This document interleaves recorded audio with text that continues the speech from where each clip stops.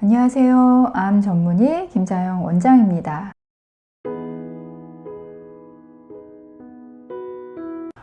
이번 시간에는 제가 강아지 구충제 6편, 이 구충제 복용하면 어떤 부작용이 있을 수 있나요? 에 대해서 이야기해 보겠습니다. 그래서 어떤 부작용이 있을 수 있고 여러분들이 하실 때 실제로 무엇을 주의하면서 해야 되는지 그것에 대해서 한번 짚어보겠습니다. 어떤 부작용을 이야기할 수 있냐면은 이 구충제, 벤지미다졸계 구충제를 드셨을 때 크게 두 가지를 조심해야 될 거예요. 근데 그 두 가지가 무엇이냐면 하나는 간독성이고 다른 하나는 골수 억제 작용입니다. 이 두 가지일 텐데요. 이 두 가지가 있을 수는 있기 때문에 제가 말씀을 드리는 겁니다. 그러면 제가 이 간독성에 대해서 먼저 이야기를 해볼게요. 이 간독성이 왜 올 수 있느냐, 이 약만이 아니라요. 자, 여러분, 모든 약들 또는 약뿐만이 아니라 모든 음식, 우리 몸에 들어온 모든 것들은 몸에서 사용될 것이 사용된 후에는 반드시 배출이 돼야 돼요. 몸 밖으로 나가야 되죠. 몸 안에 계속 있으면 어떡하겠어요? 계속 쌓이고 영향을 주겠죠. 그래서 모든 물질은 우리 몸에 들어오면은 어느 시간이 지나고 나면 그것은 우리 몸 밖으로 배설이 됩니다. 근데 배설이 되는 방법에는 크게 두 가지 통로가 있어요. 한 가지는 여러분, 콩팥, 신장을 통해서 배설이 되거나 다른 하나는 간이죠. 간을 통해서 배설이 됩니다.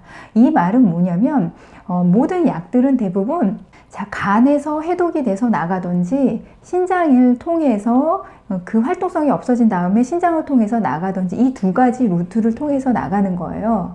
그래서 어떤 약이든 그것이 신장을 통해 나간다면 그 약은 신장 독성을 일으킬 수 있는 거고, 그 약이 간을 통해서 해독된 후에 나간다고 하면 그거는 간독성을 일으킬 수 있는 겁니다. 여러분들이 너무도 쉽게 드시고 있는 타이레놀, 너무도 안전한 약이죠. 이 타이레놀, 심지어는 임산부가 먹을 수 있는 거의 유일한 해열 진통제일 거예요. 임산부조차도 안심하고 먹을 수 있는 이 타이레놀도 간독성이 있습니다. 그래서 이 타이레놀도 만약에 여러분들이 그냥 한꺼번에 무슨 일인지 모르지만 10알, 20알을 한꺼번에 그냥 드신다고 하면은 그거는 심각한 간독성을 일으킬 수 있는 거예요. 왜냐? 얘는 간을 통해서 해독돼서 배설되는 물질이기 때문입니다. 그래서 여러분, 이 구충제, 이 벤지미다졸 구충제는 대표적인 지용성 약물이고, 대부분 지용성 약물들은 간에서 그 활동성이 없어진 다음에 배설이 되는 통로를 거치게 되는데요. 이것도 당연히 간에서 원래 활동을 하는 그 성분이 비활동성으로 바뀐 다음에 보통 이제 간 담도를 통해서 담즙을 통해 나가든지 그렇게 해서 변우를 통해서 나가죠. 그래서 여러분들이 이 약을 먹을 때 간독성이 있을 수도 있겠죠.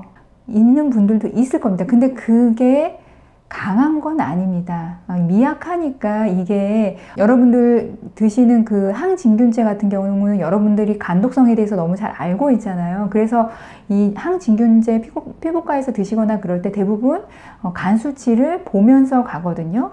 그런 식으로 모든 그 약들에는 이 간독성을 유념하면서 먹기는 해야 되는데, 그러면은 이 지금 구충제를 드시는 분들이 도대체 간독성이 올 수 있는 정도가 어느 정도가 있을 수 있느냐?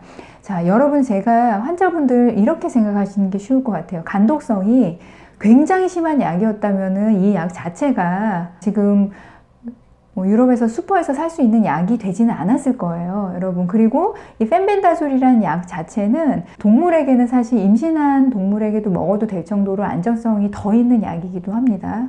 그런데 이 약을 드실 때 하지만 간 수치가 올라가는 분이 계시기는 해요. 그래서 여러분들이 어떻게 생각을 해야 되냐? 첫째, 원래 암 환자분들 중에서도요, 피 검사를 딱 했을 때 거의 대부분이 정상인 분이 계세요. 간 기능, 신장 기능, 기타 여러 가지 것들이 대부분 정상인 분들. 저는 간 기능만 먼저 이야기할게요. 간 기능이 원래 정상이었던 분들은 대부분 3주, 6주, 7주, 8주 드셔도 간 기능이 거의 이상이 없으세요. 근데 간 기능이 원래 조금 높아 있는 분들이 계세요. 다른 어떤 이유들 때문에, 여태까지 했던 항암일 때문일 수도 있고 다른 어떤 것 때문에, 또는 간암이라든지 뭐 다른 어떤 것들 때문에, 간 담도암이라든지 그런 것들 때문에 간에 염증이 있고 간 수치가 원래 높았던 분들, 그분들은 이 약을 드셨을 때 간 수치가 조금씩 더 올라가는 경향이 있습니다. 근데 환자분들이 지금 제가 보니까 본인들이 알아서 간 수치를 다들 체크를 하세요. 그래서 간 수치가 정상인 분들은 그냥 가시고 있고, 본인들도 지금 간 수치가 원래 좀 올라가 있던 분들이 더 올라간다 그러면은 지금 끊고 있다라고 제가 이야기를 많이 들었습니다. 그래서 제가 조금 걱정이 돼서, 환자분들이 간단하게는 본인이 원래도 간 기능 자체가 정상이었던 분들은 2주나 3주에 한 번씩 간 기능 보면서 이어나가시면 될 것 같고요.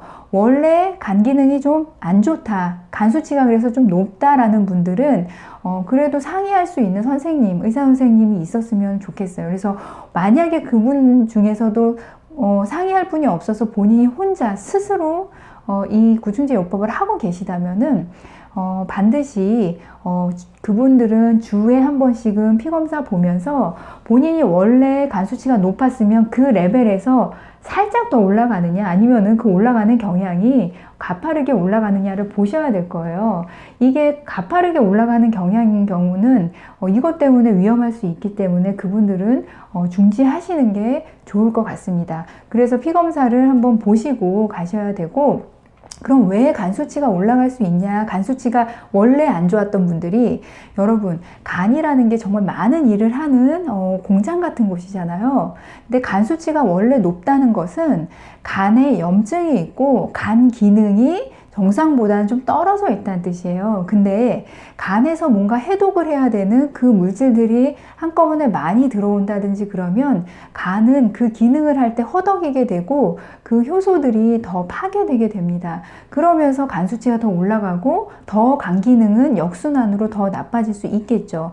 그래서 간에서 일을 많이 해야 되는 음식들을 먹을 때도 마찬가지예요. 간 기능이 많이 안 좋은 분들은 단백질이나 지방 같은 걸 많이 드시면 간 기능이 매우 더 많이 올라갑니다. 그거와 마찬가지로 간 기능이 안 좋은 분들은 이 약이 올릴 수 있다. 근데 그 정도가 그냥 미미한 정도면은 좀 끌고 갈 수도 있을 것 같지만, 웬만하면은 간 기능이 원래 안 좋았던 분들은 상의하면서 가면은 좋을 것 같습니다. 자, 그 다음 다른 한 가지, 간 기능 말고 다른 한 가지, 제가 골수 억제 작용을 얘기를 했어요. 자, 이게 이제 골수 억제 작용이라는 건 뭐예요? 여러분들 항암하시는 분들 너무 잘 알죠? 항암할 때 어때요? 백혈구 수치, 호중구 수치 항상 확인하잖아요. 빈혈 수치, 혈소판 수치 항상 확인하죠. 왜냐? 항암제가 골수 억제 기능이 크기 때문이죠. 근데 모든 항생제 계열도 그렇고요. 뭔가 생명체를 죽이는 그런 약들은 골수 억제 기능이 당연히 있을 수밖에 없습니다.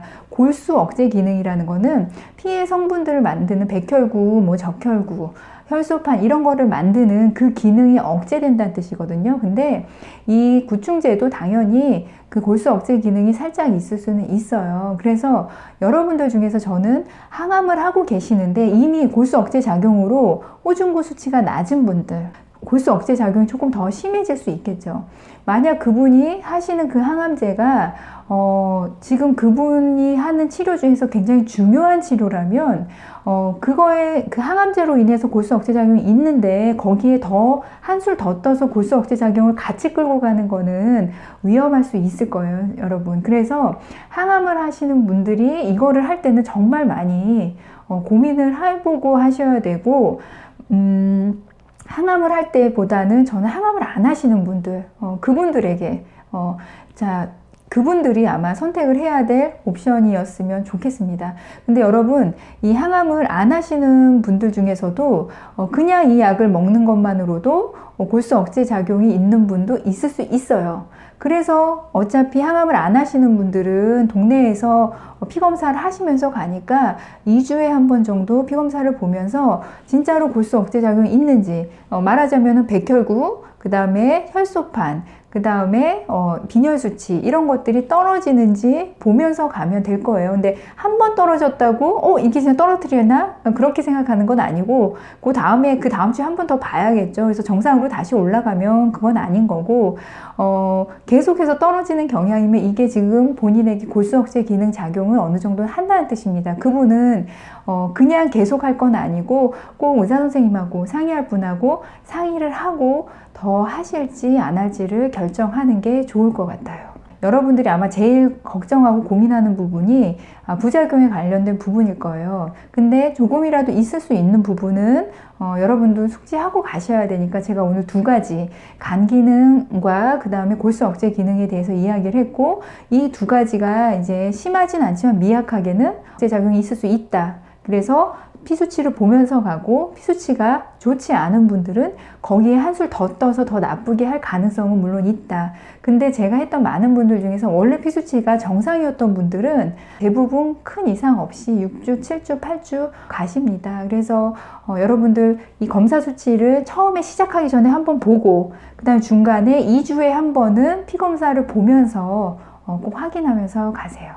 오늘 구충제 6편, 이 구충제의 부작용 무엇이 있을 수 있을까요?에 대해서 이야기 나누었습니다. 지금까지 암 전문의 김자영 원장이었습니다.